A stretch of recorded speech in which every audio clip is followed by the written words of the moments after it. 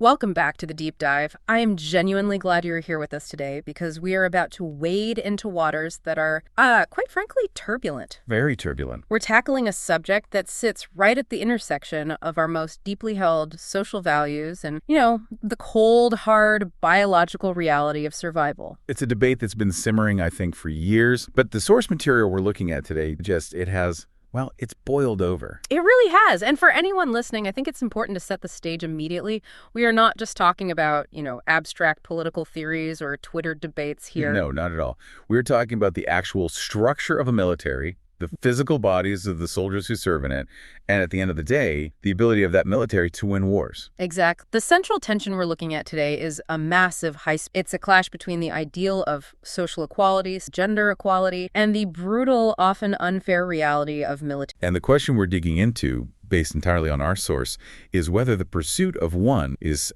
actively undermining the other. So to do that, we are doing a deep dive into a very specific, and I would say very provocative, piece of source material. We're looking at a documentary-style report from Channel 14 titled Equality or Burden? The Struggle Over the Character of the IDF, Chapter 1. And we really need to be clear, right? This source, it pulls no punches. It presents a highly, highly critical perspective. Yeah, this isn't a government press release celebrating diversity or, some neutral encyclopedia entry. Not at all. This is a report that argues, quite aggressively, that the integration of women into elite combat units is damaging operational readiness, destroying the bodies of female soldiers, and is driven by an agenda that prioritizes politics over security. That is the core thesis we are unpacking. And our mission for this deep dive isn't for us to debate gender politics or to offer our own opinions on feminism. Right. We aren't here to say what is right or wrong in the abstract. Our job is to take the data, the testimonies, the medical reports, and the arguments presented in this specific Channel 14 report and just lay them out for you. And the report poses a very uncomfortable question. Is the Army becoming a social experiment at the expense of its ability to win wars? It's a heavy question. And to get through it, we have a roadmap because there is a lot of information. We're going to start with the history. How did we get from an army that excluded women from most combat roles to one that is now pushing for full integration? Then we're going to look at the physical toll. And I should warn you, some of the medical details here they're gruesome. We will talk about the alleged lowering of standards, the deep state influence of NGOs, and finally, how the attacks of October 7th have completely reframed this entire debate. It is a lot to cover, but it's essential to understand the argument. So let's start at the beginning. Section 1, the shift. Right, the shift. Because, as the source points out, this wasn't always the status quo. In fact, the report establishes a baseline that I think a lot of people might miss or misunderstand. What's that? It says that 90% of roles in the IDF were already open to women. We aren't talking about women not being allowed to serve. Correct. That is a crucial distinction the source makes right at the top. The IDF has been integrating women for decades. Women serve in intelligence, in cyber warfare, in the Air Force as pilots. In border defense battalions like Caracol? In the medical corps? In instruction? They are everywhere. The controversy, the friction point that this entire report focuses on is entirely about that final 10%. The report calls it the hardcore. Exactly. We're talking about the elite maneuvering, the infantry brigades like Golani, paratroopers, Javadi. We're talking about the armored corps, the elite special forces like Sayeret Metkal.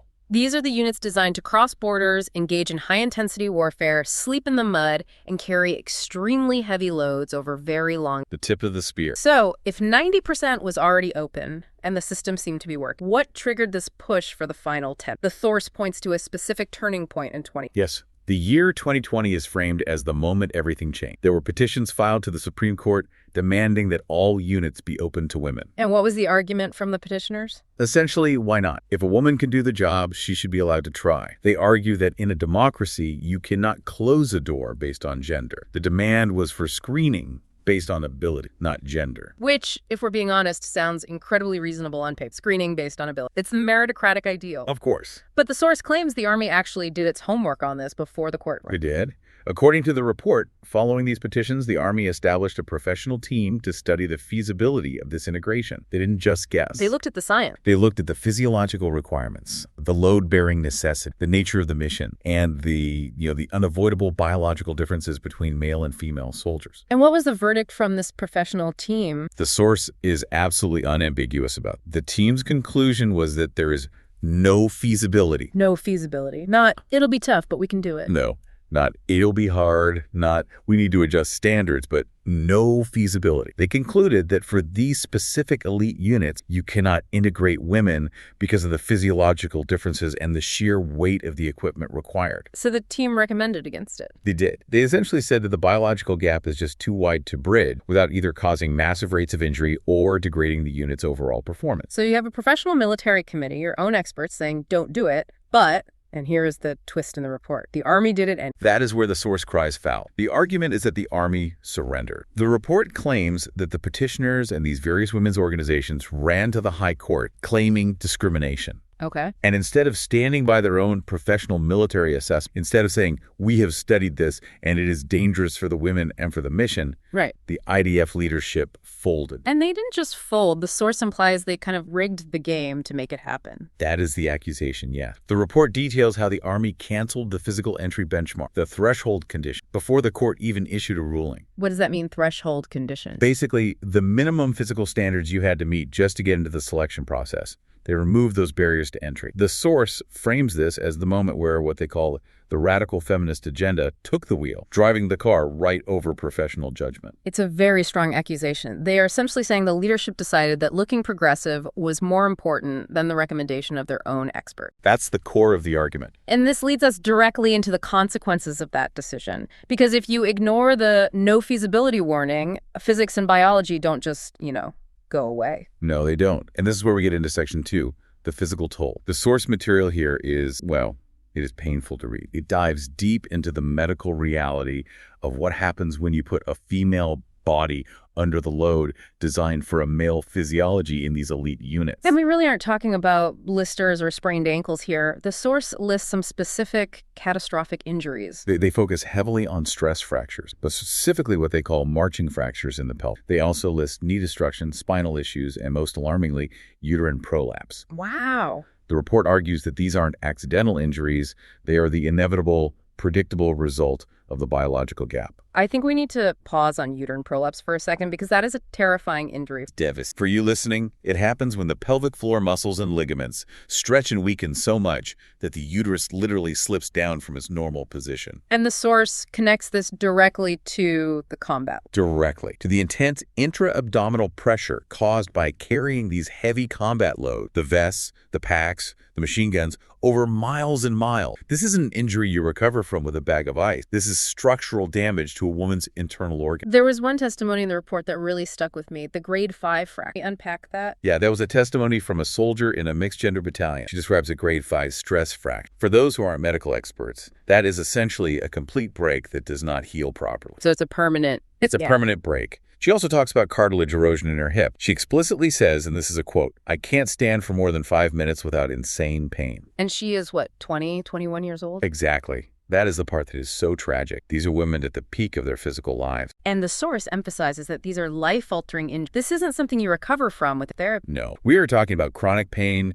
potential infertility, and long-term disability. The source argues that these women are leaving the Army broken for life. They enter as healthy, highly motivated volunteers, and they leave with the bodies of geriatric patients. There was another anecdote about a tank soldier. This one was just heartbreaking. She went to a doctor after being injured, and what did the doctor? The doctor told her bluntly that the damage she had inflicted on her body during her service meant she would likely end up in a wheelchair during her pregnancies. My goodness. Think about it. A young woman being told that her service has compromised her future ability to walk while carrying a child. It's just awful. And the soldier's reaction to being dropped from the program after destroying her body for it, he said she felt she was worth zero. Worth zero. That is such a devastating thing to hear from someone who volunteered to serve their country.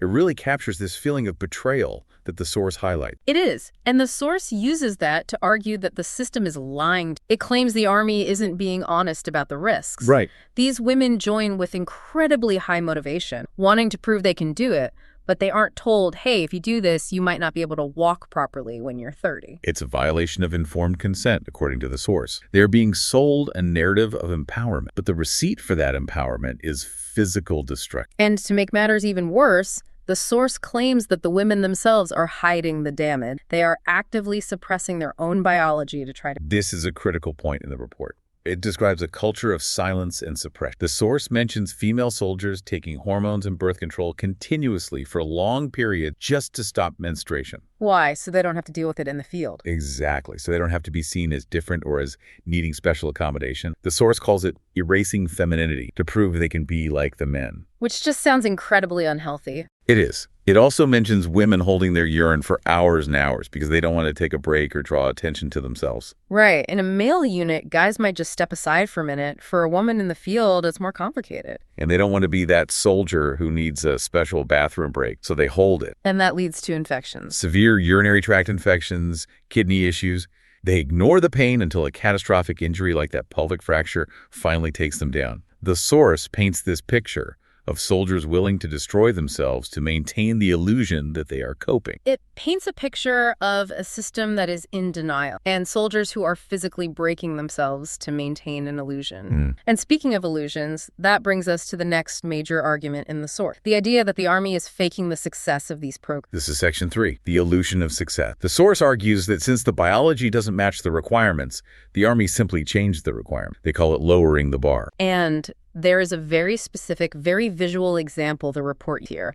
The wall in. Tell us about that. This is from obstacle course training. There is a standard vertical wall that soldiers have to climb over. It requires significant upper body strength, explosiveness, and technique to pull your own body weight plus your gear up and over. A pretty basic combat. Right, and the testimony in the report claims that the female soldiers simply could not get over the wall. They physically couldn't pull themselves up. So what did the commanders do? Did they fail them? Did they send them for more strength training? No. According to the source, they brought in a bench. A bench, like a literal park bench. A bench or a chair to help them step up and climb over. And it wasn't just the bench. The report claims they also allowed the female soldiers to empty their water canteens and remove ammunition magazines from their vests. To reduce the weight they were carrying. Exactly. So let me get this straight. You have male soldiers climbing the wall with full combat load water, ammo, gear, and you have female soldiers climbing it with empty vests and a step stool. Precisely. And the argument the source makes is devastatingly simple. The enemy won't bring you a bench. Right. If you can't climb the wall in training without a chair, how are you going to climb a wall in Gaza under fire? How are you going to climb through a window in an urban combat zone? That is the crux of it, isn't it? It's the difference between checking a box to say they pass and actually being combat ready. The report also mentions the pilot programs, specifically for tankers, and a navigation pilot. Right. There was a pilot program for operational driving and navigation. The source describes this as the easiest of the combat roles being tested because it involves less load bearing than, say, infantry. You're mostly in a vehicle. Exactly. But even there, the report claims the chief of staff at the time, Aviv Kochavi, had to halt the pilot. Why? What happened? Because of the injury rates. The fitness levels weren't there, and the women were getting hurt at an unsustainable rate. But, and you'll see the pattern here again, source claims that even though the pilot failed on its own merit, the integration continued anyway. Under what just? Under the guise of continuing the experiment. So the data says stop, but the policy says go. That is the source's consistent refrain. They argue the conclusion was written before the experiment even started. And all of this leads to a breakdown in what they call operational trust. This is the psychological aspect of unit cohesion, the glue that holds a unit together. Yes. And there is a story about a morning run that illustrates this perfectly. Tell us about that. So there was a female commander leading a platoon on a morning run. Now, usually the commander sets the pace and leads from the front. It's a leadership principle, follow me. Of course. But in this case, the male soldiers were just physically much faster. They came up to her and asked, "Commander, can we pass you?" That's incredibly awkward and honestly humiliating for a combat leader. It is. She describes looking at these soldiers, some of them, 2 meters tall, and realizing she was holding them back. So she let them pass, and she says they left her in the dust. Wow. She explicitly says she was giving 200% effort, but she couldn't reach 10% of their capacity. And the quote that follows in the report is haunting. She asks, how can they trust me in battle? Exactly. Who will follow? If your soldiers know you can't keep up on a simple morning run, will they trust you to carry them out of the line of fire if they are wounded? Will they trust you to lead the charge over the hill? Precisely. The source argues that this physical disparity destroys the fundamental bond of trust required in a combat. Soldiers need to know their commander is the strongest, not the weakest. It is a brutal assessment. And it brings us to the most harrowing part of the report. Because all of this theoretical debate, benches, stress fractures, the morning runs, It all takes on a completely different light after October 7th. October 7th changed everything. That is Section 4, the strategic risk. The source material heavily frames this entire debate in the shadow of that day. It moves the conversation from one about fairness to one about existential. And the source brings up the absolute nightmare scenario. Abduction. We all saw the images from that day. But the source argues that there is a specific psychological weight, the abduction of a female combat soldier, that is different from that of a male soldier. How so? It quotes the enemy screaming Allahu Akbar over female cap. The argument is that the enemy views female soldiers not just as combatants, but as a specific kind of weakness, a prize to be humiliated. And the question the source poses is about national. It asks if Israeli society can actually handle the image of female POWs or mass female casualties in the same way it handles men. It's a harsh question, but the report asks it directly. Do we want our future mothers returning without limbs? It questions the morality of sending women into high-intensity maneuvering units into Gaza, into Lebanon, knowing the specific brutality they face if captured. It suggests that this vulnerability limits the Army's options. How does it limit options? Well, the argument goes like this. If a commander is afraid to send a unit into a certain sector because he knows there are women in the rank and he fears the consequences of them being captured more than he fears for the men, then that unit is effectively compromised. The strategic decision-making cloud. It becomes clouded by the gender composition of the force, the calculation chain. And the report argues that this signals weakness to our... Yes. The source claims that when enemies like Hamas or Hezbollah or Iran see Israel prioritizing progressive values and gender integration in elite units, they don't see a modern, enlightened society. What do they see? They see a confused society. They see weakness. They see a country that they believe cares more about optics than survival. That is a chilling thought, that our social progress is being interpreted by our enemies. And according to the source, this isn't just an accidental drift. This is where we get into Section 5, the deep state. The report argues that this shift in the IDF isn't happening organic. It is being forced from the inside out by specific actors. The NGOs and foreign influence? This section reads like a spy novel, but the report names names. It does. It points the finger directly at the gender advisor to the chief of staff, a position known as the Yohalam, and it also targets the military advocate general, specifically naming Yifat Tomer Yerushalmi. What is the accusation against? The claim is that these internal IDF bodies, the gender advisor and the advocate general, are cooperating with external and what the source calls radical NGO organizations like B'Tselem, Adla, and others. And the source argues these NGOs have a specific agenda to change the character of the IDF. Exactly. And where is the money for this coming from? Because there is always a money trail. The source alleges that these NGOs are funded by foreign government. It explicitly mentions Ireland as an example. The argument is that foreign nations are funding these organizations to subvert the IDF from within, to soften it, to change its values. And the Army just lets this happen. The source describes it as a Trojan horse. It says the Army leadership swallows these agendas like Torah from Sinai. They take the research papers and the policy recommendations from these NGOs without, the source claim, properly vetting the motives behind them. So they don't ask, why is the Irish government paying for the study on gender in the IDF? They just implement it. That's the argument, that they just implement. So you have this deep state mechanism pushing for integration. But what happens to the individual soldier when things go wrong? We talked about the injury. Does the system take care of them? That is the tragic irony the report highlights. It describes a bureaucratic nightmare. When these women get those grade 5 fractures or those life-altering spinal injuries, the source claims the Ministry of Defense abandons them. How so? It's a catch-22. A vicious circle. To get compensation and rehabilitation from the Ministry of Defense, you have to prove your injury is service-related. Okay. But remember, the Army's official line, driven by this very agenda, is that there is no physiological mismatch. The line is, women can do this. Oh, I see where this... So when a woman comes in with a pelvic fracture from carrying the required weight, the system says, well, that shouldn't have happened if you were fit, because women are perfectly capable of this service, so it must be your fault. Maybe you had a pre-existing condition. So the ideology that put them there is the same ideology that denies them help when... Exactly. The source argues that the Ministry of Defense fights these claims tooth and nail, leaving these women broken, in pain, and financially unsupported. They are, in the source's view, chewed up by the agenda and then spit out by the bureaucracy. It's infuriating to even hear about. And it brings us to the philosophical core of DIVE. Section 6, the philosophy of progress versus... This is the high-level analysis the source presents. It makes a distinction between two types of equality. There's equality of opportunity, which,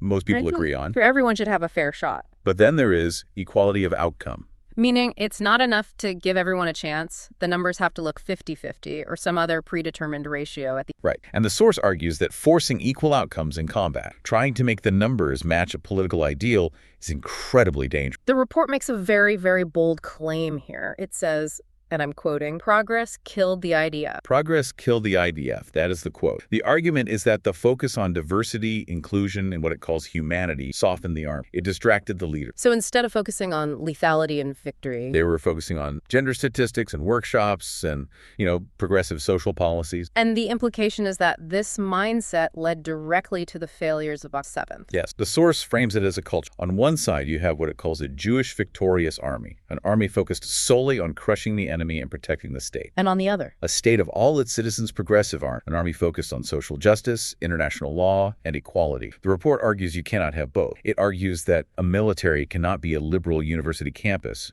It must be a killing machine. And in this war of values, who are the casualties? The women. The source concludes that the women themselves are being sacrificed on the altar of progress. They're being pushed into roles that destroy their bodies, not because it makes the country safer, but to prove a political point. They are the victims of a social experiment that ignores their biology. It is a devastating critique. We have covered a lot of ground here, from the no feasibility studies to the bench at the wall to the horrors of potential abduction and the Trojan horse of NGO funding. It is a lot to digest. And again, this is one specific perspective from this Channel 14 report, but it's a perspective backed by testimonies, medical data, and a very clear, if controversial, logical argument. So let's synthesize this. What is the takeaway for you, listeners? I think the gravity of this argument is that it frames the issue as existential. This isn't about whether it's nice to have women in tank. It is about whether the state of Israel can survive if its military prioritizes social ideals over physical reality. The source is basically screaming. It's a fire alarm. It's warning us that we are walking off a cliff,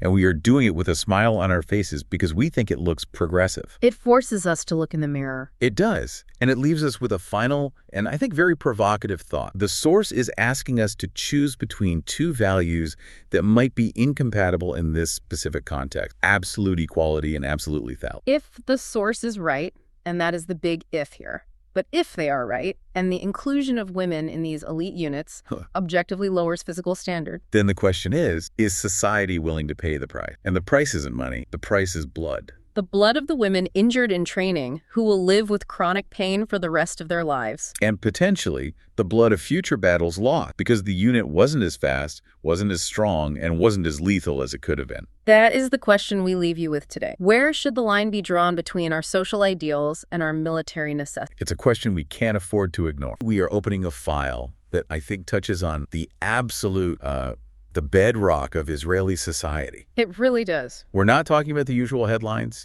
tax rates, housing prices, or, the latest coalition crisis in the Knesset. We are talking about the Israel Defense Forces, the IDF. But not in the way people might expect. Exactly. This is a big but. Yeah. We aren't discussing a specific battle. We aren't breaking down a missile defense system or, looking at a war plan against an external enemy across the border. No, the battle we're talking about today is happening inside. It's happening inside the tank, inside the command centers. It is a battle for the soul of the army itself. And honestly, it is one of the most explosive, emotional, and really high-stakes debates currently happening in Israel. We are looking at a fundamental clash of values that is really tearing at... So what are the two sides of this clash? What are we looking at? Well, on one side, you have this concept of an institution designed to reflect social equality, progress, liberal democratic values, a place where everyone serves together. It's a melting pot. The great unifier of Israeli society. That's the classic. That's the classic. But on the other side, you have the concept of the army as a purely operational machine, a tool designed solely for victory, where things like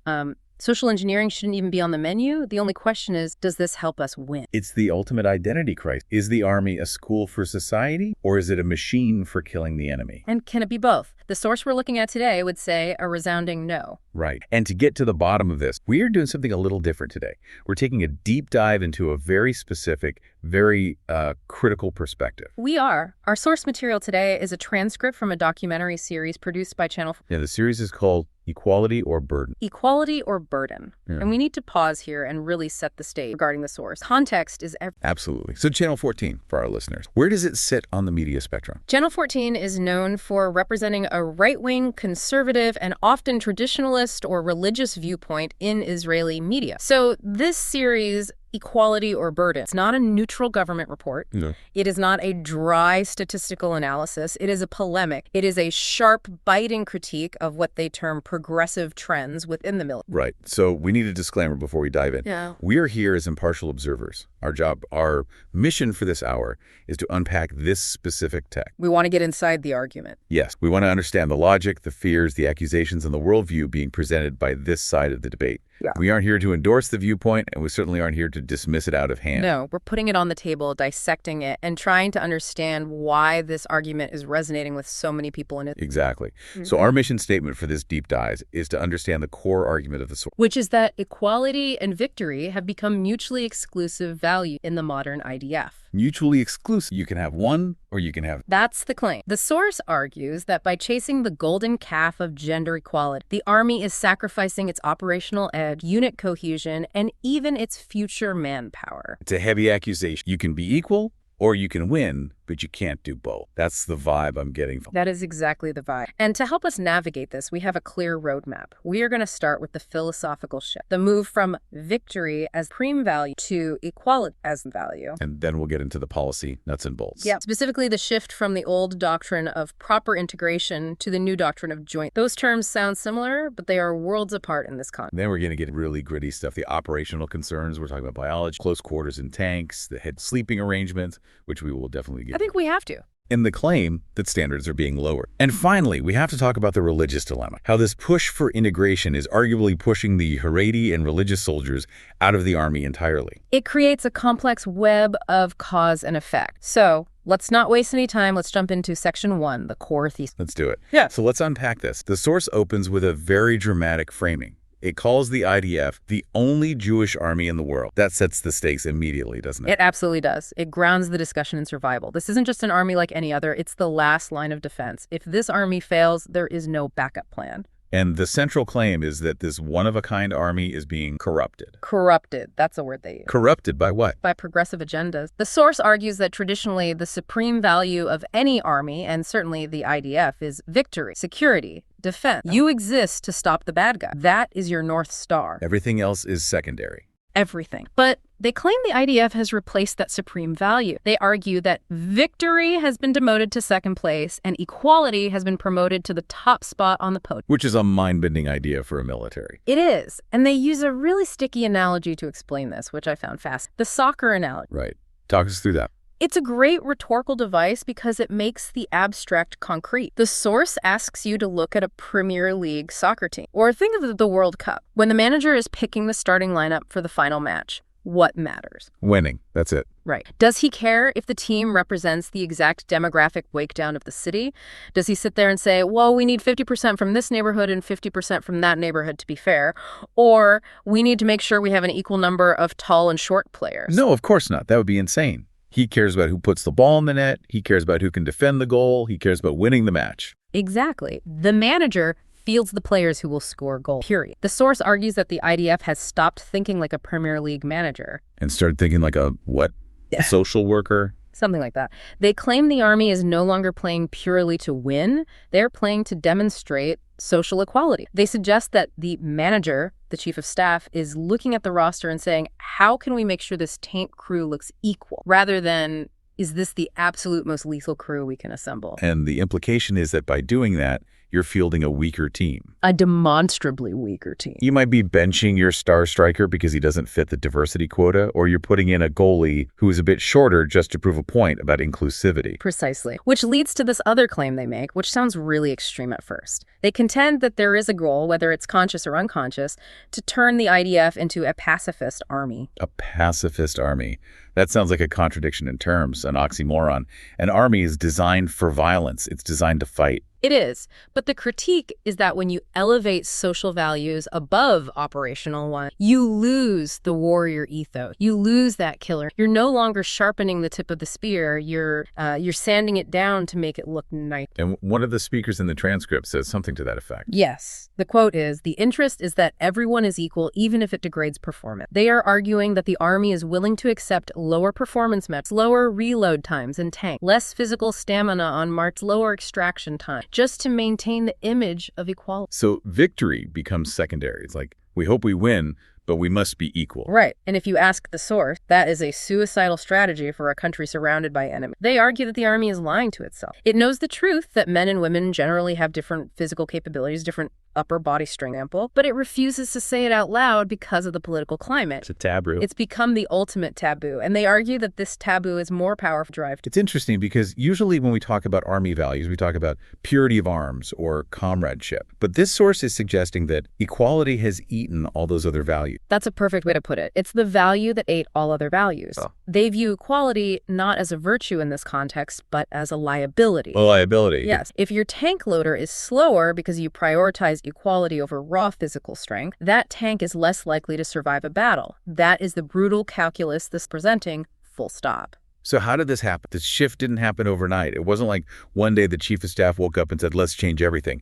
The source lays out a timeline. It traces the genealogy of this idea. It does. And that brings us to section 2, which covers the policy, how we got here. The source traces this back, surprisingly, to the year 2000. Okay, 2000. What happened in 2000? UN Resolution 1325. I've heard of that. That's the resolution about women, peace, and security, right? It's a big deal in international relations. It is a very big deal. It's a UN Security Council decision that calls for the adoption of a gender perspective in conflict zones and decision-making processes. It sounds very diplomatic and, completely standard for the UN. Right. Who's going to argue with women, peace, and security? Nobody. But the source views this as the patient zero of the infection. They argue this international norm started filtering into Israeli into the court. It started as a high-level diplomatic norm, but then it morphed into an operational doctrine. So it trickled down from the UN in New York to a base in the Negev desert. That's the argument. But the real turning point they identify is later, right? In 2013. 2013 is the key date in this narrative. Why? The source identifies a specific document, a set of recommendations. Now, this is where the political critique gets really sharp. They claim these recommendations were written by what they call radical left. Radical left? That's loaded language. Who are we talking about here? They specifically name the INSS, the Institute for National Security Studies at Tel Aviv University, and the IDI, the Israel Democracy. Okay, now in mainstream Israeli discourse, these are very established, prestigious, centrist to liberal think tank. They're not exactly fringe groups. Not at all. They're part of the established, but the source paints them as private NGOs funded by foreign money. The foreign money accusation. That's always a big one in these debates in Israel. It implies that these ideas aren't authentic to the country. They're being imported. Exactly. It's a way of saying, this is a foreign agenda being pushed on us. The charge is of foreign influence. The source claims these organizations, these private think tanks, drafted recommendations for the IDF and the army just adopted. So the picture they paint is of external actors using their funding and influence to reshape the Israeli military from the inside. Yeah. And the most explosive claim about these 2013 recommendations. Who was it? The source says the document explicitly stated that if there is a clash, a contradiction between the goal of recruiting female combat soldiers and the goal of recruiting religious and Haredi men, which are two major goals for the army. Two huge competing goals. The document, they claim, said the army should prioritize the women. Hold on. That is a massive policy choice because we know that drafting the Haredim, the ultra-Orthodox, is a huge national priority. It's been a political crisis for decades. Governments have fallen over this issue. And here, the source is saying the army quietly decided,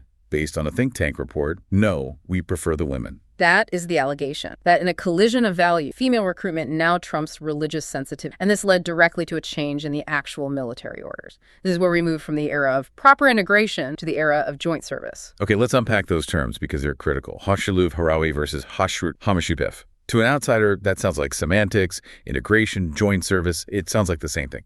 It sounds like it, but the philosophy is totally different. Proper integration, Hashiluv Harawi, was the old policy. It was focused on how do we integrate women into the army respectfully while maintaining the dignity and religious rights of others. So it was about balance. It acknowledged differences. It was all about balance. It recognized that men and women are different and that religious soldiers, for their service to be possible, need certain boundaries like separate sleeping quarters, modest things like that. It was a live and let live approach. We make space for everyone. Exactly. You serve here, I serve there, we work together when needed, but we have boundaries that respect different lifestyles and beliefs. Okay. And joint service, what's the change? Joint service, Hashrut Hamshitef, represents a total philosophical shift to everyone together all the time. The source argues the goal became erasing distinction, not accommodating. Assimilation, not integration. That's a great way to put it. The focus wasn't on how do we accommodate everyone, but how do we mix everyone. And the source claims this new order, the joint service order, explicitly states that if there is a conflict between a religious soldier's needs, say, regarding modesty or separation, and a female soldier's place, The female soldier's placement wins. the female soldier takes precedent. The operational need to place her in that unit overrides the religious soldier's need for a separated environment. So if I'm a religious guy and I say, I can't serve in this mixed platoon because of my religious beliefs, the Army's response is, too bad. Or they say, okay, then you don't serve in this platoon. And if that happens enough times, what happens? You end up with religious soldiers being pushed out of the elite combat roles entirely. Because those roles are now all mixed. They're all mixed. The source quotes a line that just captures this perfectly. You can fight less effectively, fine, but you cannot be less equal. That is a fascinating way to frame it. You can fight less effectively, but you cannot be less equal. It really frames it as a zero-sum game. You can't have both. Correct. And this leads us directly into the operational impact. Because it's one thing to talk about policies on paper in an air-conditioned office in Tel Aviv. It's another thing to talk about what happens in a tank or a guard tower in the mud and the dark. Section 3, the boots on the ground argument. This is where the critique gets very visceral. It does. They start by talking about cohesion. Cohesion is everything in combat. It's Yes. the magic ingredient. You fight for the guy next to you, not for some abstract ideal. Right. And the source argues that mixed units, by their very nature, destroy the unique male camaraderie or the specific type of intense non-sexual intimacy required for combat. They argue that when you introduce sexual tension into a small group of young people under immense stress, you break that bond. Yeah, and they bring up the biology fact. The phrase they used was, nature does its thing. It's a polite way of saying, put healthy 19-year-old men and women together in close quarters, in the dark, under high stress, and they are going to form a relationship. Or they are going to want to. Or they are going to get jealous. Or they are going to try to impress each other in ways that are not about the mission. It introduces a whole new layer of social complexity that a commander just doesn't need. A commander needs the opposite of that. And there was that specific anecdote from a company commander in the documentary, the breakup story. Right. Tell us about that. It's Yeah. a classic example of what they're worried about. So you had a couple in a mixed battalion. They were dating, young love, and they broke up. A tale as old as time.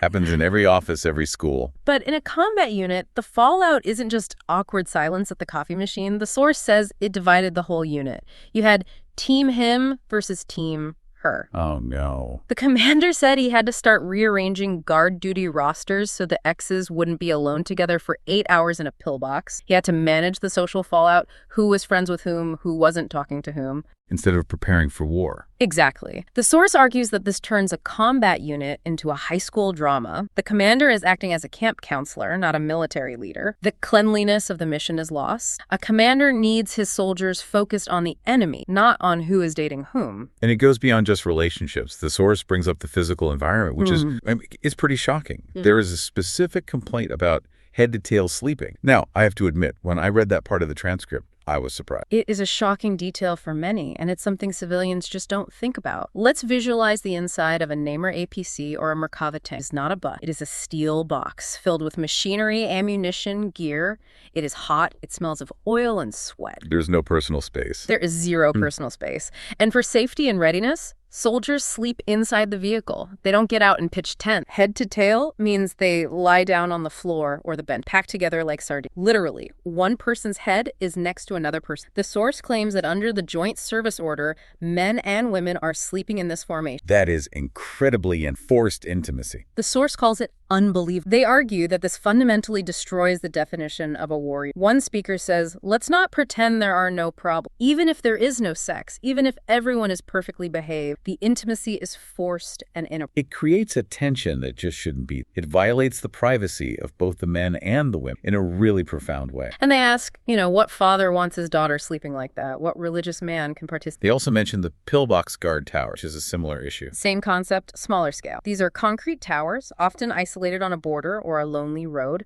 You have 2 or 3 soldiers locked in a very small room 12 hours. It's dark, it's isolated. And it's mixed gender. Yeah. The source mentions that often the women themselves feel uncomfortable and the men feel uncomfortable. It's a forced, awkward situation. But because the order is equality, they can't request a single gender. Doing so would be seen as... And then, on top of all this social and physical awkwardness, comes the argument about standard, the lowering the bar. This is a persistent claim in these debates, not just in Israel, but worldwide. Whenever combat roles are open, the source claims that to make these mixed units work, professional standards have... And they provide testimony. Yes. There is testimony from the Armored Corps, from the tank units, claiming that soldiers in the commander's corps were busy with each other instead of their training, that the social drama was a constant distraction from learning how to operate a tank. And what about the physical side? They claim that because the physical requirements for women are often different, or simply because women on average have less upper body strength for things like loading heavy shells or changing a tank tread, the overall intensity of the training is reduced the unit together. So you train to the level of the least physically capable person in the unit. That's the argument, that the Army is leveling down to ensure equality rather than maintaining the absolute highest bar required for victory. They're afraid to have a situation where men pass a test and women fail, so they just make the test easier for everyone. So the argument is, we are producing less capable tank crews because we are prioritizing the social experiment of having mixed crews over the military necessity of having the strongest fast. Precise. And this bridges us directly to the next major section of the app, the religious dilemma. Because if the environment is becoming mixed in this way, sleeping head to tail, mixed guard, it becomes physically and spiritually impossible for a strictly religious soldier to serve. Section 4, the religious friction point. This is where the rubber really meets the road for Israeli society.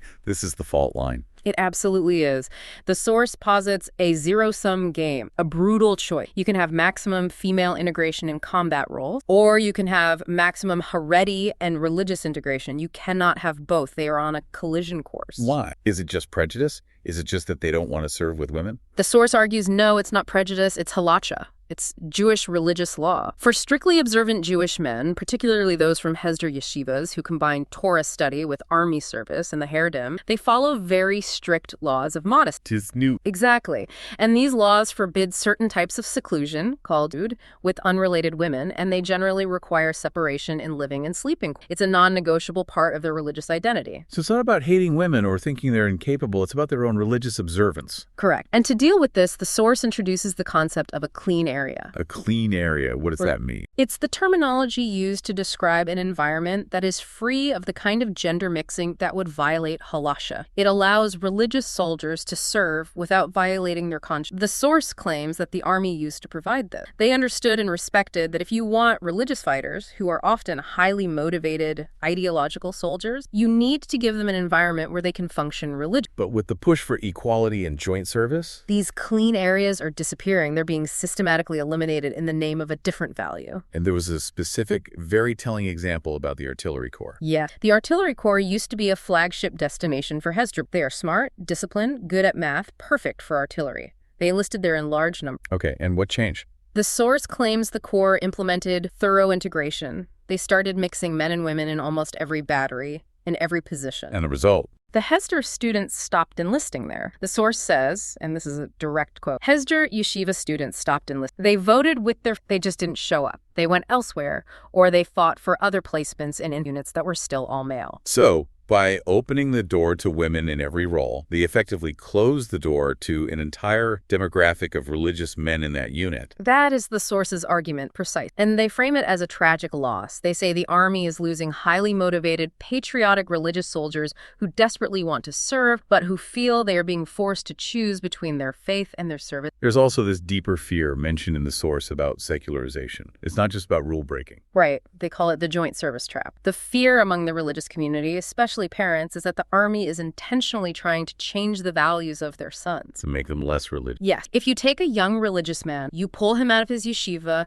you put him in a mixed unit, force him to sleep next to women, force him to bond with them in these intense situations, the fear is he will secularize. He will drop his religious observance. He'll stop keeping kosher. He'll stop observing Shabbat. So they see it almost as a form of re-education camp. That's a strong charge. It is, but that's the feeling conveyed. The source quotes a speaker who says the goal is to engineer to take these religious boys from their more closed-off community and turn them into liberal, secular Israelis. They see joint service not as a military necessity, but as a cultural tool to break down religious insularity. Wait, there's the strategic angle here too, right? This isn't just about feelings or religious laws. It's about the reserve. I thought this was one of the most technical, but honestly frightening points in the entire transcript. The reserve duty crisis. It is a mathematical argument, and it's brutal in its logic. It's a ticking time bomb, according to this source. Break it down. Okay. In Israel, as you know, combat soldiers serve in the reserves for years after their mandatory, often into their 40s and sometimes even their 50s. They are the bulk of the army in any major war. Right. The standing army is small.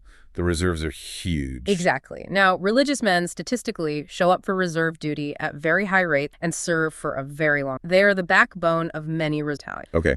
And women. Women, by law in Israel, receive exemptions from reserve duty much earlier. They're often exempted upon marriage or pregnancy, so they serve a few years and then they're out of the... So the source's argument is that by replacing religious men who would have served for, say, 25 years in the reserve with women who might serve for 2 or 3 years in the reserves. The IDF is decimating. Oh, wow. So let's look at the math on that. If you have a tank crew of 4 and you replace 2 religious guys with 2 women... Right. Those 4 soldiers finish their mandatory service at age 21. The 2 religious men will likely serve in that tank in reserve duty until they're 40. That's nearly 20 years of continuous service and experience. The 2 women, they might serve a year or 2, get married, have children, and leave the reserves forever. So 10 years down the line, you have lost 50% of your reserve force for that specific tank crew. You've lost the experience, the cohesion, the numbers. You have to constantly retrain new people to fill those gaps. You're trading long-term endurance for short-term equality. The source calls it a sacrifice for the sake of a temporary equality display. That's the phrase. You get a nice photo op today of a mixed crew, but in 2035, when you need that crew for a war,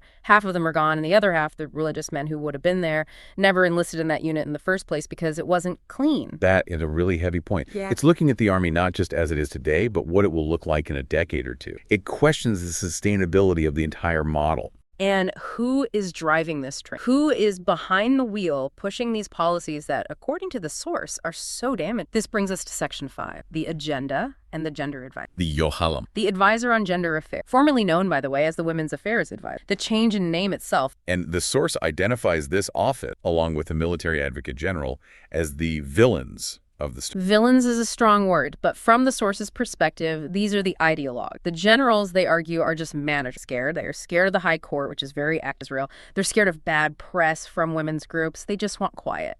So the generals are just following orders, in a sense. Following legal advice is how it's framed, but the gender advisor's off. The source claims their specific goal, their entire reason for being, is to introduce radical feminism into the army, to see the army as a tool for social change first and a fighting force second. They use the phrase the progressive victim. Right. They claim there is an internal war happening inside the IDF headquarters between progressivism and tradition, or between the secular left and the religious right. And right now, the gender advisor is winning, hands down. And in this telling, the IDF becomes a kind of laboratory. A laboratory, that's the exact word they use. The soldiers are guinea pigs in a massive social experiment. And they return to that business trip analogy we touched on earlier, which really drives the point home on a personal. Remind us of that one. It was quite provocative. A speaker compares a mixed combat unit to a married man on a business trip sharing a hotel room with a female colleague. Just 1 room, 2 beds. He says, even if nothing happens, the situation is inappropriate. He asks, would the wife back home be happy? Would she say, oh, great, I'm glad you're sharing a room. I totally trust you. Obviously not. It violates the basic boundaries of the relationship. It creates a tension and a suspicion that doesn't need to be there. So he asks, why do we accept this for our sons and daughters in the army? Why do we pretend it's normal and healthy to put them in these hyper-intimate situations? He says,